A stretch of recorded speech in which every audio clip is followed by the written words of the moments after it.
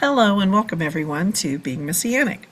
This is where we look at the Hebrew roots of our faith and why as Christians do we believe what we believe, and how does this apply to Jews, and how it applies to what they believe and what they will come to learn about in the future. So today, we're still going to continue on our time frame. We are in the time of counting Omar, or we're getting ready for Shavuot, or Passover, or Pentecost. So we've gone from Passover, and we count the days and weeks until we get to the next holiday, which is Pentecost or Shavuot. And that's what we're looking at. And so during this time frame, we are looking at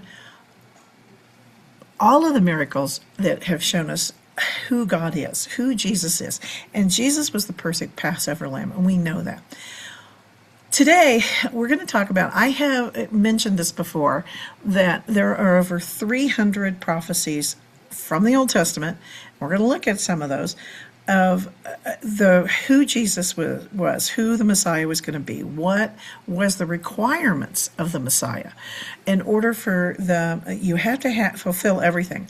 And we know from Isaiah 55:11 that everything, you have to test the word of the scripture. So shall my word be that goes forth from my mouth. If it shall not return to me void, but it shall accomplish what I please, it shall prosper in the thing for which I sent it. So this verse sets us up where we have an all or nothing stakes. So we have to prove all of the prophecies, not just one of the 300. We have to show all the prophecies of Jesus were fulfilled. And if they were fulfilled, then you can conclude beyond, and I'll prove mathematically, you can conclude beyond a shadow of a doubt, he is the Messiah. Why does that make such a difference? Well, we all know people who say that Jesus is, he was a great man. Maybe he's a rabbi, he was a teacher. And we've heard people say all these different things. Jews are actually taught that anything that talks about the Messiah, we're going to put it aside because that's probably something Christian. And they're taught very much that everything has to be fulfilled in the Old Testament's prophecies, in the Torah and the Tanakh. Everything has to be fulfilled. But they're not taught that it was. And this is what this is looking at. Where does this come from? So how do we get from this point? And if you ever have a discussion, you can actually quote some of these and have them look at it and challenge them to look at this. But I do as the Lord leads you. Always do as the Lord leads you, because the Lord's timing is perfect, so we always do what he tells us. But let's get into the study. So again, it's an all or nothing. We know that we have to have the identification. We have to have the prophecies set up as, we know that they're setting up as credentials, or we can call them forensic markers, and it narrows the search for who the Messiah was going to be. We can pick out who he was. And we're also going to talk today about why there's 300 plus prophecies, because there is a little bit of different ways to look at it. So that's why there's 300 plus. Some people say over 400. So that's it kind of goes down to how you're looking at it. We also know that it's a progressive revelation. We're going to look at it like a funnel. We know that he had to be human. We know that, and then it starts narrowing it down. So there is this all or nothing standard that we have to look at. And as you look at these, ask yourself, was it all or nothing? So at these 300 lists, there's quite a few different ones, and I'm going to name a few. It doesn't mean it doesn't mean that I totally agree with them or anything like that. It just simply means that these are the ones that are most commonly used as references. There are a lot of lists out there. I would say just look at them and ask the Lord to lead you on which one you want to look at. But there are some more commonly researched ones that tend to be the ones that everybody uses. And so that's why we're going to look at them. They break it up into different ways, and each list breaks it up into a little bit different. So they can categorize it by his ancestry and lineage, of where he's coming from. He's going to be from the house of David, a tribe of Judah, all of these things that bring down to it. We have his birth and childhood. There are specific things that are mentioned. We know that from Isaiah 7:14, it has to be a virgin birth. We know that he had to be born in Bethlehem, from Micah 5:2. So then What's interesting is there's also prophecies that talk about his use of parables. These are written thousands, 1,000 years before he was born, 800 years before, something like that, and each one they're different. But long before he was ever born, they talked about he was going to be doing miracles, they talked about parables, and they said he would be a prophet like Moses. And then this is what we look at. Did he fulfill every single one of those? We talked last week about the Passion Week. Just in 24 hours, the logistics of his final 24 hours. And when you look at those, all of those things came true. And what these different lists and charts do is they try to manage it into a more manageable categories. These are the most common categories. Again, there's many lists out there. So I would say this is the most common way of doing it that I have seen. One of the other things that you'll see, we're going to talk about a little bit, is they call it a prophetic funnel. So it starts out with, we know he's going to be from the human race. This is big. It's called just a big aspect of it. And this very first one is Genesis 3:15. We know he's going to be from a human. He's going to be a human. We know he come from the nation of Israel, also from Genesis 12. We know from Genesis 49, he's going to be from a tribe of Judah. And we know from 2 Samuel 7:12 that he's going to be from King David. And then in Micah 5:2 is when we hear where he will be born. So we start with this huge number. It could be anybody in the world, okay? It could be anything in the world, but we know then it's going to be human, then it's going to be it's going to be an Israelite, and then we start narrowing it down. And when you look at these charts, that's what they'll help you do, is they change it and go down. But there is what they consider the proto-evangelism. This is the one that sets the stage for everything, and this is in Genesis 3:15. Many people consider this the first gospel because it predicts that the seed of the woman would eventually crush the serpent's head. So this is the very first legal credential for the Messiah. We know that he has to be a human. And then we have the major ones we've kind of touched on in the past. We know that in Genesis 49:10, again, tribe of Judah. We know from Isaiah 7:14, this is where there'll be a virgin and the son will be called Emmanuel, God with us.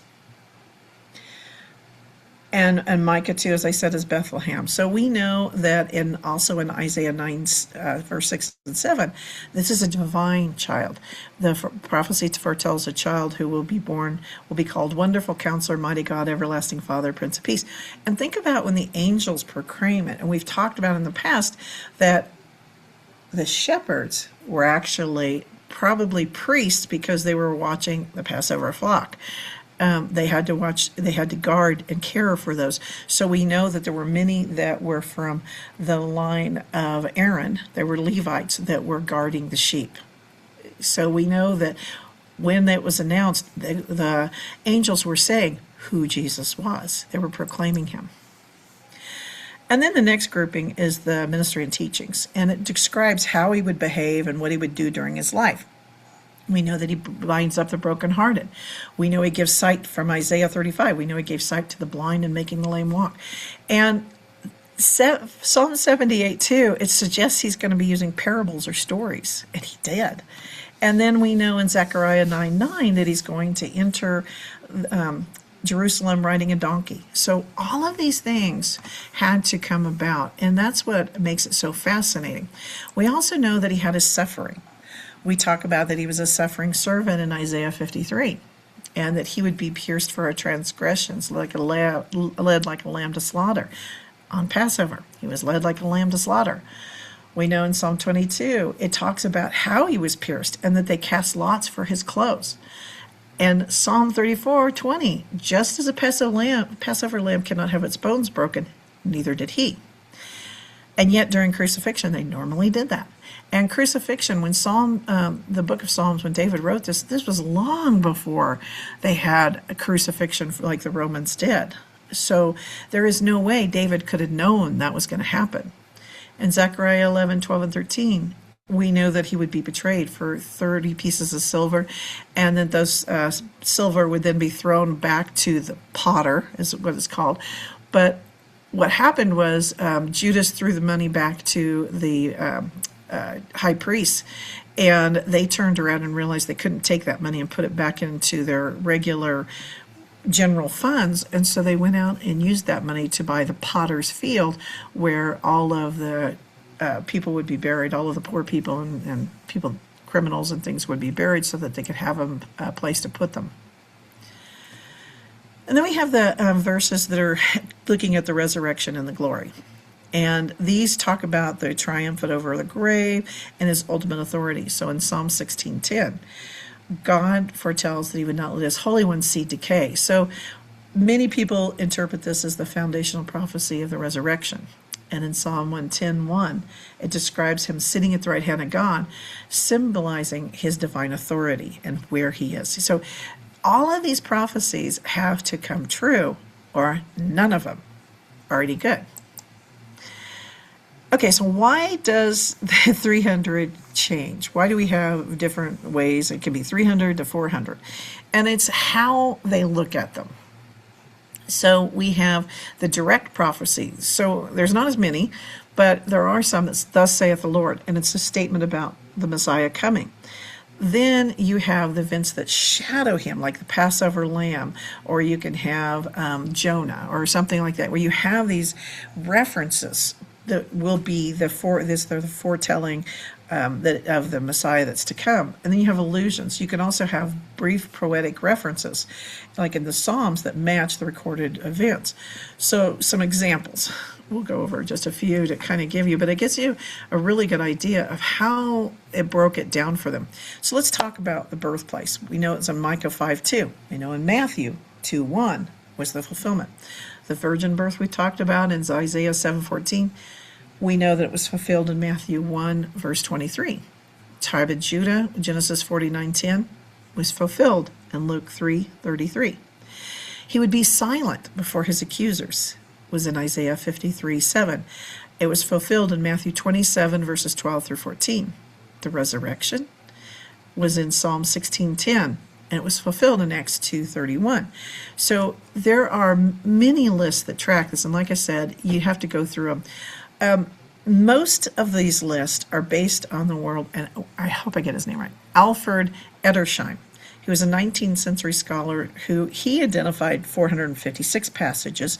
And then you have somebody like Ray Koenig who wrote the 301 prophecies fulfilled by Jesus. So these are, that's why it varies. It varies on how you're looking at it. And again, you can have the 351, which is the most common. That's, a lot of people just say 300, over 300, but the most common number is 351. But then, as I said, you have Alfred who said 456, and then you have Ray Koenig who says 301. So it makes it difficult, but we do know. So here's the deal. We do know that if you go by Alfred's, the 456, things do, from his works, it does show that it happened, but not everybody agrees that those were all prophecies. So that's where that comes into the disagreement. So you don't have to agree with everything. It's just more of an understanding that this is how the list come about. So when you look at, if you choose to look at a list, this is how they come about with it and why they're different. So let's look at the first 5 books of the Bible, or the Torah. These are the earliest references. They focus on his lineage and his the legal necessity, what was required of a Messiah.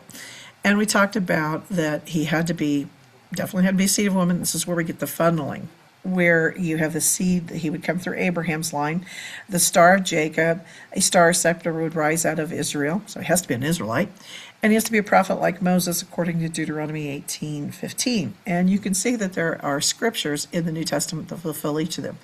So each one of these break it down from what just some of the ones that we see in the Torah that it comes to it. So what about Psalms and the books of wisdom? So then we start looking at the Tanakh and some of the other aspects of it. And again, we find these prophecies that tell who he's going to be. We know in Psalm 2:7, and it was fulfilled in Hebrews 1:5. It declares him as the Son of God. There's a forsaken cry. My God, why have thou forsaken me? We see that in Psalm 22:1. And when he was dying, we know that he said that. We see the casting of lots for his clothing. We see it in Psalm 22:18, and we see it fulfilled in the New Testament. Again, we talked about the unbroken bones and being at God's right hand. So all of these things from the Psalms and our wisdom literature provide a foundation and show what is going to happen, and these all came true. In the past, we've talked about our major and minor prophets. So let's look at some of them. What did the prophets say? Well, Isaiah told us there would be a virgin birth. He told us there'd be a mighty God. He told us that there'd be a suffering servant. Daniel told us about the timeline. We're going to get a little more into that one, because Daniel talks about the timeline of when when things would happen, when the Messiah would come and when he would be crucified. We also have the minor prophets, and this is where you have Micah, Zechariah, and Malachi, all giving these predictions. They're very specific predictions, and each one of those had some. More of the minor prophets did, but these are the only ones I'm going to touch on today. So I said there are many different resources. I don't necessarily agree with any of them. You can actually, these are just where you can find them if you're looking, but there are more, even more than this on the internet. But these are the ones that most people, most scholars will look at and will use these as some of their information. Again, I don't necessarily agree with any one of them, but they are really good resources if you're doing a research on this and you're wanting to go in more in depth. Okay, and I talked about the prophetic funnel. So that's why this is so important, because when we start with the prophecies, we know that it's very vague. It's very vague. He's going to be a human. Okay, well, that narrowed it down, didn't it? I mean, we know that he's not an animal, so we know that he's a human. And this is why they had to take these, moving them down. It had to be the nation, the tribe, the family, the city. And the reason that's important is because then it gets us to the mathematical probability. So we have 300 plus independent variables, each of these prophecies. And you have to think about, how do you eliminate the coincidence? Is there a coincidence? Because even if one of these was wrong, even if one of them in the Torah or in the Tanakh or any of the other writings, any of these were wrong, what we consider the Old Testament, if any single one of these was wrong, you have to throw out everything. But we couldn't find any that were wrong. They're all right. So the statistical validity requires 100% fulfillment across all of the prophetic data points. And that's why, again, why you get people looking at them in different ways, because they'll say, that could have meant something else. And sometimes, keep in mind, when we read the Bible, it can mean more than one thing. We're going to talk about Daniel. However, we also know Daniel also is talking about the future yet to come. So sometimes meanings can have more than one. It can have more than one meaning. It can be a foreshadowing. And I know. It's very much like when they asked Jesus if John was, if he was the Elijah, and he said he has come, and he's yet to come. So Jesus was saying that there are more than one representation, and that can happen with any of the prophecies. There can be more than one thing. So that's why we have to look at why there's so many differences of opinion on how many prophecies there are. Okay, the one thing that really puzzled people was when they were really looking at it, because the Old Testament seems to describe two different messiahs, and this is why Jews believe that it's basically two different ones, and they believe differently than us for that reason, because they think it's coming in as a reigning king. Well, we know he does come as a reigning king, and we know that it's Psalm 2 and Isaiah 9. But it doesn't say he can't come more than once, just as Jesus was talking about Elijah. He can come, it can be more than one meaning. So we know that Jesus does, he's already come and he's yet to come. So we know he came as the suffering servant from Isaiah 53 and Psalm 22. But he's yet to come as the reigning king, which crushes his enemy and rules the world. We know that he will be coming. So that's how we look at it as Christians. Keep in mind, not everybody looks at it that way. That's where they get this. That's why they think that the Bible contradicts itself. That's where that comes from. And then we talked about the historical shadow. So again, not every prophecy is a prediction in the sense like you'd think of like a fortune teller that's going to happen, or somebody saying this is definitely going to be the way it's happening.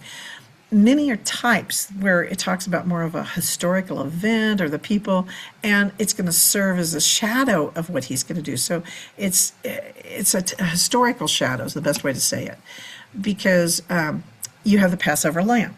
We know that the Passover lamb, he fulfilled. We've gone over how he fulfilled the Passover lamb requirements. So it's also the bronze servant. Moses lifted up a serpent on the pole to heal those that looked at it, and Jesus was lifted up on a cross to provide salvation and healing. And we know that Jesus was spent 3 days in the tomb, just as Jonah spent 3 days. So there's things, and that's why, again, why you kind of have the difference of where the list comes from. We also have divine credentials. There are some things there is no way a human could manipulate. There are some things people could manipulate. So if you wanted to fake that you were the Messiah, you could have ridden a donkey into Jerusalem. But you can't determine where you're going to be born. You can't determine that you're going to be born in the line of David. Interestingly enough, they believe, and this we're going to get in this, they believe that they had determined, the scriptures in Daniel 9 determined the exact year he would die. It's a theory, and we're going to look at that theory. And then there's the crucifix details. We know that he couldn't control those, and we know that he would not have controlled the physical trauma. This is just bones not being broken. So this all narrows down this search. It comes down into the funnel we've talked about. And when you look at these different lists, as I said, this is the most common way they're broken down to make this manageable, because it's 300 plus different prophecies that they break it down to. So they break it down usually into these 4 categories, sometimes different, but this is typically how they break it into. So his ancestry and lineage, the nature of his ministry, the birth and childhood, and then they almost always break down the final week of his life on earth to really go through this, because there's so many prophecies that happen during that time frame. So they want to really highlight that. So when we look at the key Old Testament prophecies and their significance, there's definitely the legal credentials. There's the nature of how he arrives. We know that there are all these supernatural markers. Nothing could be done. Nothing could be faked in these. We also know that he was a suffering servant. So there was victory through sacrifice rather than the military conquest, which is yet to come. So we know that Isaiah 53:5, wounded for our transgressions, by his stripes we are healed. And 53:12, poured out his soul into death with his transgressors. We know that he is divine. We know this. These are just 2 scriptures. There's many more that show the divinity of our Messiah and our Lord Jesus. They show this and prove this beyond this. We also know that there's a threefold ministry. This term Messiah means appointed one in the Old Testament. So there are 3 types of people who are anointed with oil. And Jesus fulfilled all 3 types. So he was a prophet. We know this from Deuteronomy 18:15. The Lord your God will raise up for you a prophet like me. And so he communicates God's words. He taught us what the Lord says. He taught us how we should be looking at this. So we have to think about, he was actually teaching us these, who God is and the relationship we'd have. Remember that when we're getting to Shavuot, and when we get the giving of the Torah, we'll talk more about that in the coming weeks. But at that time, the Israelites had a chance to have a personal relationship with God. They said no. They were afraid lest we die, and they refused that relationship. They asked that Moses be the one to go through it. So they had to have prophets from then on out, and they had to have the priest from then on out to help with them, and then later they also had a king. But they had to have those things because they didn't have that personal relationship. Well, Jesus fulfilled all 3. The prophet, he fulfilled the priesthood. You are a priest forever, And we know that he mediates between God and man through sacrifice and intercession. We know that he's the king. He is our king and Lord and God. He rules with authority and establishes an eternal kingdom to come. And so we know all of these things are going to happen. We know that he fulfills the threefold office. He's the only one that does. In the past, I've talked about the mathematical aspects, and the most common method used is Professor Peter Stoner. And this was about 80 years ago when he started this, and he took 600 students. So he actually was he wanted to look at 8 prophecies, just 8, and see if they all were mathematically true. So, for example, the birthplace, it's 1 in 280,000. The execution style that would have been used was 1 in 10,000. The price of betrayal was 1 in 100,000. So he kept doing this. He just wanted to look at 8, and then they calculated the likelihood of one man fulfilling all 8 by sheer chance. And that's where we've talked about in the past the statistical foundations. So you can see how it breaks down into these. These were the 8 that he chose: entering on a donkey, betrayed by a friend, wounded hands, 30 pieces of silver, preceded by a messenger born in Bethlehem. He took those 8 and calculated each one. And each one of them was statistically impossible to do it. I mean, when you look at how the probability is, it's quite amazing. So then he also came up with how to visualize those 8 prophecies. And look at these numbers here. You have 10 to the 17th power. So you're covering Texas in silver dollars 2 feet deep, and you might one coin with an X and stir the whole state of Texas up, and you blindfold a man and let him wander and get the first coin the first time. Well, then if we scale it to 48 prophecies, he said that would jump to the 1 in the 57th power. So 1 in 10 to the 157th power. So we know that in the known universe, we now know that there's only 10 to the 80th power of atoms. So there's no way that this could have happened. And that's why this is so important. It really takes it to a point where there's no way this could not have been a miracle. There's no way that anybody but God could have done this. And what's interesting to me is that because he wanted to ensure statistical integrity, he actually overestimated. He was super conservative. He even himself said he was being super conservative. He assigned a much higher probability to the events than they deserved. For example, the one that's usually used is when he did the born in Bethlehem. He estimated the chances of a person being born in Bethlehem at 1 in 280,000. However, the historical population data compared to the size of Bethlehem indicates that was actually super conservative. He wanted to make sure that there was no way that anybody could doubt this. So you have to really think about this, that this actually is much higher mathematical. So then when we start looking at the 48 prophecies that he talked about, it gets to be rather amazing, because when you calculate this, you look at the grains of atoms in a human body. There's 7 to 10 to the 27th power. Grains of sand on earth, 7.5, 10 to the 18th power. Atoms in the universe, we don't even have that. So there's nothing really to visualize and compare this to, because it's just an improbability that anyone else could have done that. That only God could have done this.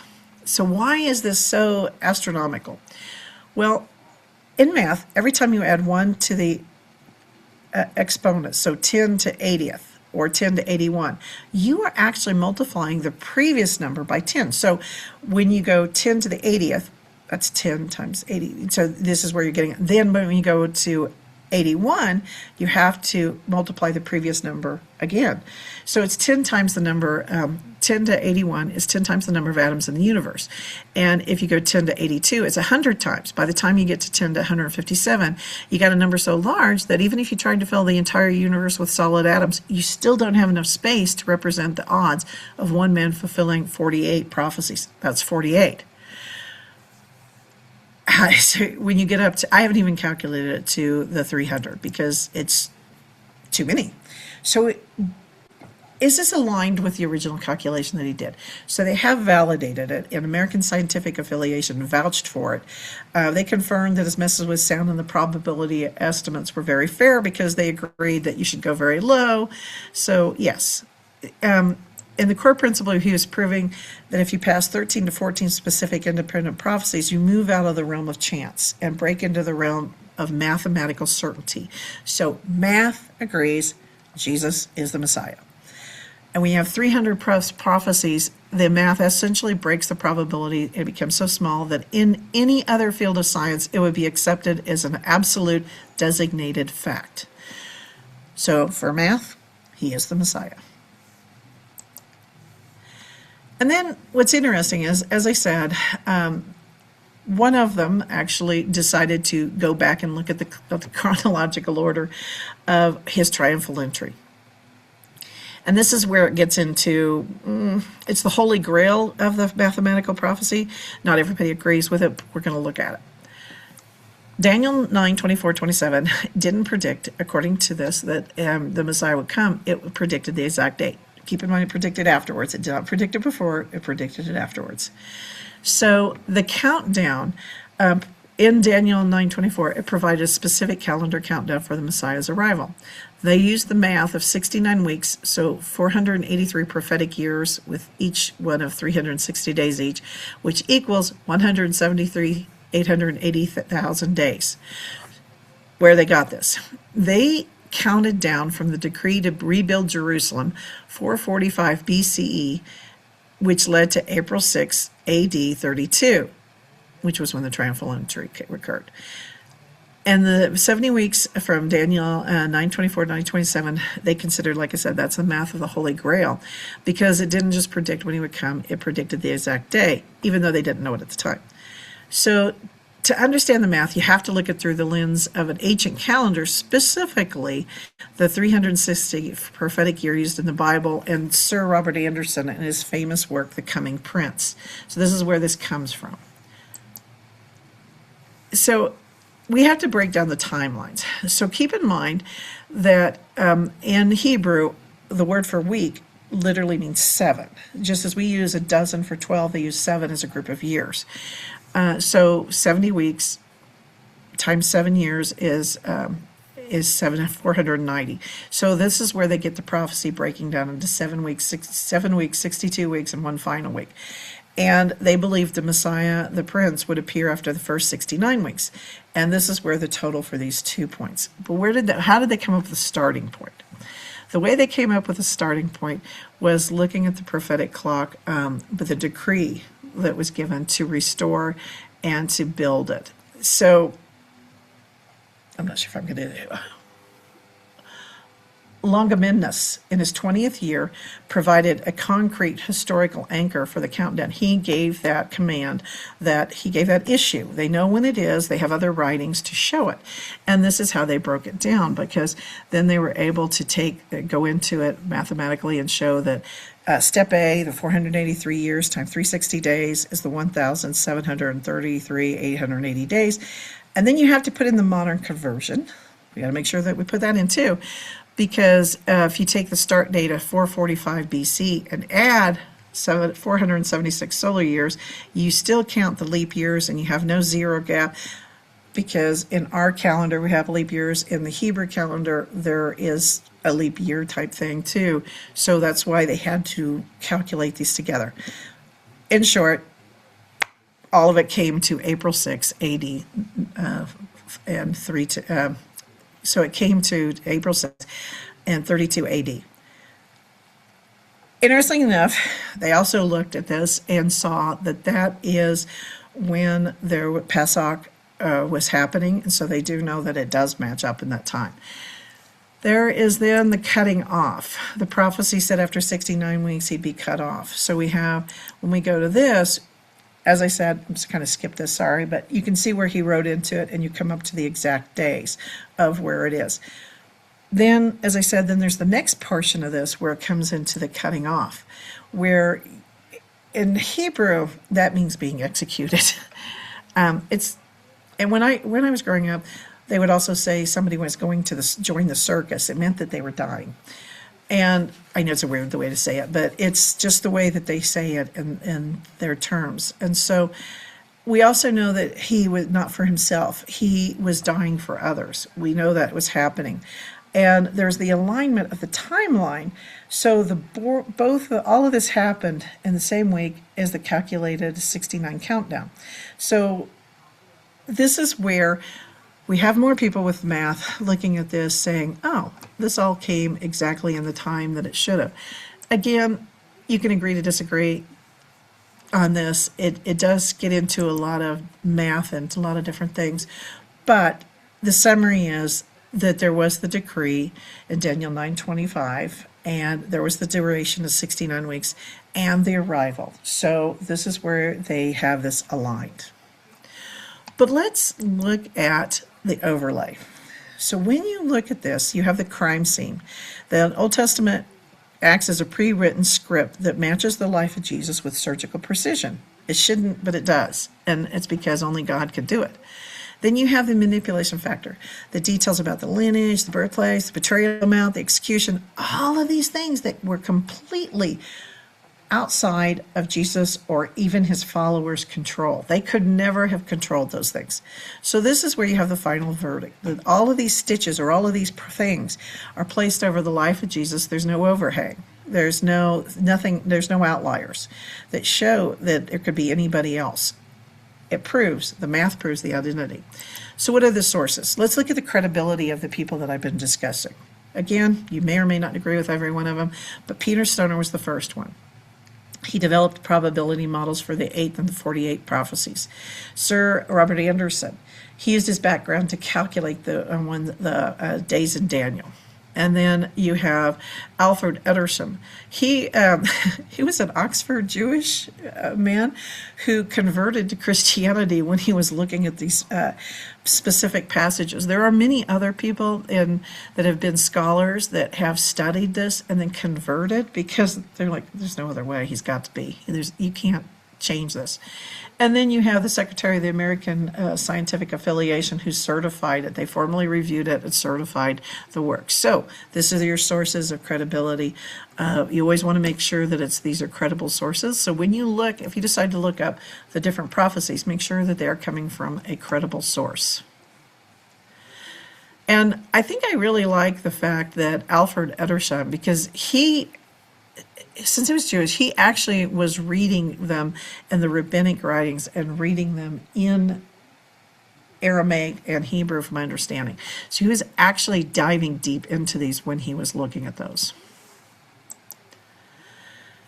So instead of a Hebrew word, today I decided, because we would go with tekton. And it is a Greek word that is found in the Bible and it's often translated as carpenter. But the Greek word actually means artisan, master builder, designer who joins things together with precision.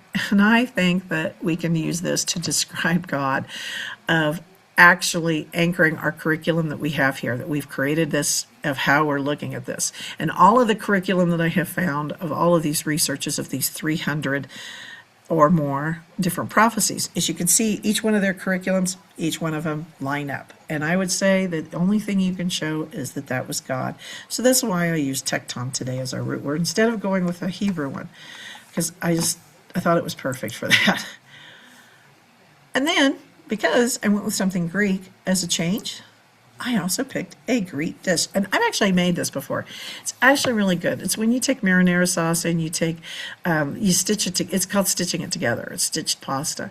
You can prepare lamb. I don't always use lamb. Sometimes I use hamburger. I'm going to be honest.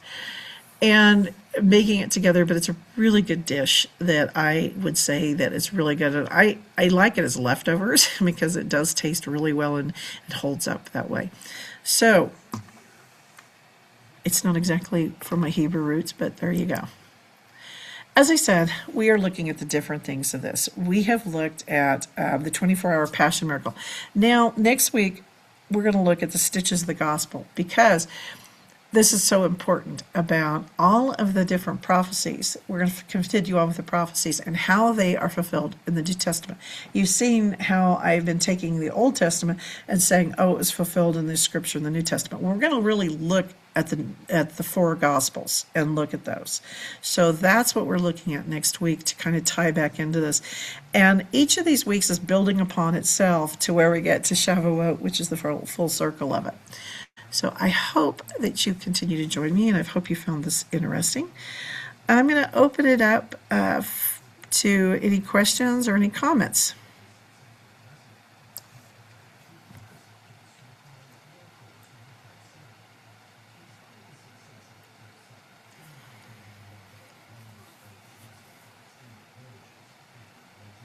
You can actually unmute, or you can raise your hand if you have any questions.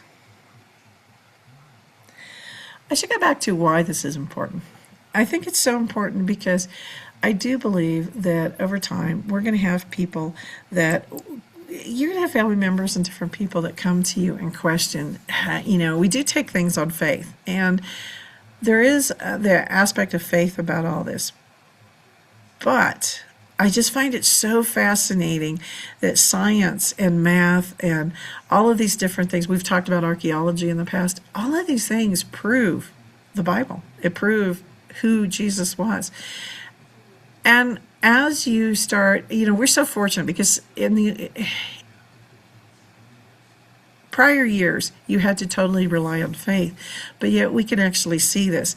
And it also becomes more interesting because even when you present some of these numbers and some of this information, yes, there were a lot of people that as they studied this and tried to prove God was wrong or tried to prove something that Jesus was not who the Messiah, was not the Messiah, that he's not who we say he is. When they did that, there were many people that have become Christian, that converted. However, there are others that had hardened their hearts. And as you deal with people that you may come across who have hardened hearts, then you have to just ask the Holy Spirit to guide you as you talk to them. But for me, as I looked at this, it really actually, it's just like, yeah, of course I knew that God was the Messiah. And it makes perfect sense. All of this makes perfect sense because only God could do this.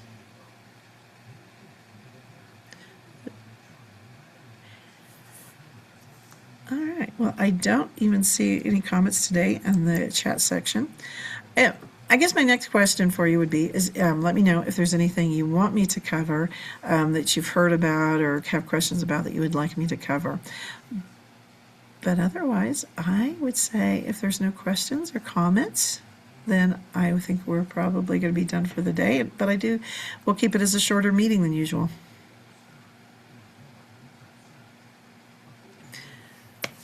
Well, again, we'll be looking next week at the Gospels, and I hope you join me for that. It is really interesting about how the Gospels work together and how where a lot of this 300 plus prophecies come into play and where we see them. And the fact that the Gospels, many times, one of the things I always thought was interesting was in the Gospels, you'll hear the same story, but you'll hear it slightly different. Interestingly enough, that actually gives more credibility to it. And the reason is because I don't know if you've ever been like a juror in a courtroom or ever had anything to do with that, but if people tell you the exact same story the exact same way, then it usually means that they came together and they made up a story. If they tell it in their own way, like I may see that a person walked into a room, he's wearing a blue shirt and has a beard.